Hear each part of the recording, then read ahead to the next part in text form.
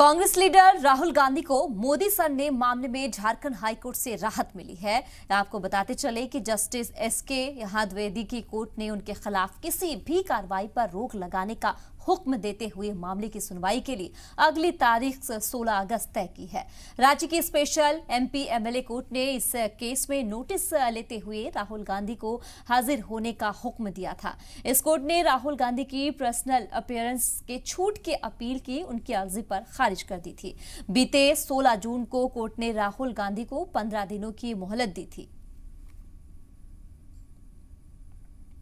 इस बीच राहुल गांधी ने स्पेशल यहां एमपी एमएलए कोर्ट के हुक्म के खिलाफ झारखंड हाईकोर्ट में अर्जी दायर की, जिस पर आज यहां सुनवाई हुई। सुनवाई के बाद हाईकोर्ट ने राहुल गांधी के खिलाफ किसी भी कार्रवाई पर रोक लगाते हुए इस मुकदमे के अर्जी गुजार प्रदीप मोदी से जवाब मांगा है। राहुल गांधी की तरफ से भी वकील दीपांकर ने पैरवी की। बता दें कि 2019 में लोकसभा चुनाव के दौरान राहुल गांधी ने मोरहाबादी मैदान में रैली से खिताब किया था। इस दौरान राहुल ने कहा था कि मोदी नाम वाले सभी चोर होते हैं।